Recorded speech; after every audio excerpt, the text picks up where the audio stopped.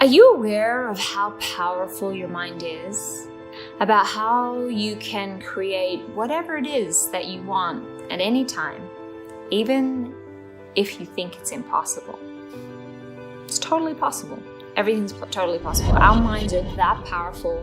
We can manifest things into our lives, whether we want them or not. I remember when I was a kid, and I didn't feel like being at school, I would go to the sick bay. That's what we called it in Australia. I don't know what it's called elsewhere. But you would go to the sick bay when you didn't feel well. And there was a school nurse that would tend to you. And if they felt like you were sick enough, they would call your parents to come and pick you up.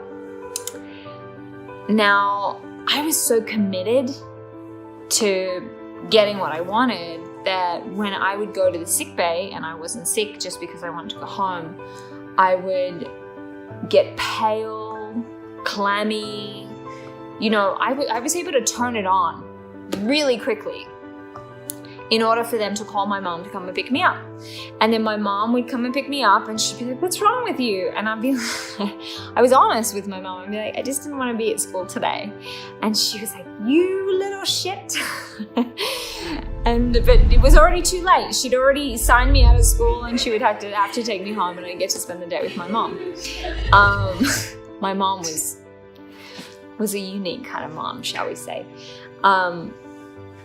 But that is a prime example of how we control our mind, how we control emotions. So many people are like, "I don't feel like it." They're in their feelings all the time. But I like to give the example of, you see a child that falls, scabs his knee, and he's crying, everything, the world is over, it's all terrible, and then somebody turns up with a lollipop. That child is full of joy. And it happens like that. And we don't think we're in control of how things go.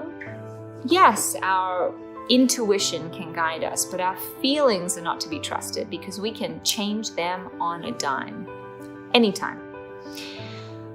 So I want you to just think about, where in your life are you sabotaging or holding yourself back because of a story that you created that may feel very real?